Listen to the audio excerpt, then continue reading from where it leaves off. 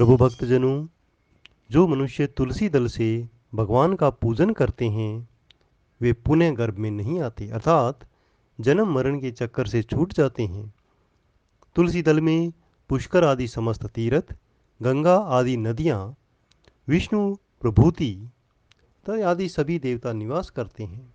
हे राजन, जो मनुष्य तुलसी के काष्ठ का चंदन लगाते हैं उन्हें सहज ही मुक्ति प्राप्त होती है। उनके द्वारा किए गए पाप उनके शरीर को छू भी नहीं पाते। जहाँ तुलसी के पौधे की छाया होती है वही पितरों की तृप्ति के लिए श्राद्ध करना चाहिए। जिसके मुख में, कान में, मस्तक पर तुलसी का पत्ता दिखाई देता है उसके ऊपर यमराज भी दृष्टि नहीं डाल सकते, फिर दूतों की तो बात ही क्या है। जो व्यक्ति प्रतिदिन आदरपूर्वक तुलसी की महिमा को सुनता है वह सब पापों से मुक्त हो ब्रह्मलोक को जाता है। इसी प्रकार आंवले का महान वृक्ष सब पापों को नाश करने वाला है। आंवले का वृक्ष भी भगवान विष्णु को बहुत प्रिय है। इसके स्मरण मात्र से मनुष्य गोदान का फल प्राप्त करता है। जो मनुष्य कार्तिक में आंवले के वन में भगवान विष्णु की पूजा के आंवले की छाया में भजन करता है या भोजन करता है तो उसके भी सारे पाप नष्ट हो जाते हैं। आंवले की छाया में मनुष्य जो भी पुण्य करता है वह कई गुना हो जाता है।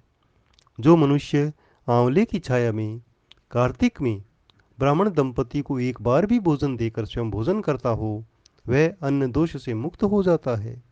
लक्ष्मी की प्राप्ति की इच्छा करने वाले मनुष्य को सदैव आंवले से स्नान करना चाहिए। नवमी, अमावस्या, सप्तमी, संक्रांति, रविवार, चंद्र ग्रहण तथा सूर्य ग्रहण के दिन आंवले से स्नान नहीं करना चाहिए। जो मनुष्य आंवले की छाया में बैठकर पिंडदान करता है उसके पितर भगवान विष्णु के प्रसाद से मोक्ष को प्राप्त होते हैं। जो मनुष्य आंवले के फल और तुलसी दल को पानी में मिलाकर स्नान करता है उसे गंगा स्नान का फल मिलता है। जो मनुष्य आंवले के पत्तों और फलों से देवताओं का पूजन करता है उसे स्वर्ण मणि और मोतियों द्वारा पूजन का फल प्राप्त होता है।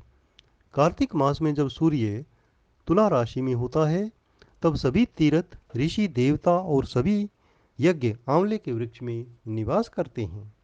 जो मनुष्य द्वादशी तिथि को तुलसी दल और कार्तिक में आंवले की छाया में बैठकर भोजन करता है उसे 1 वर्ष तक अन्न संसर्ग से उत्पन्न हुए पापों का नाश हो जाता है।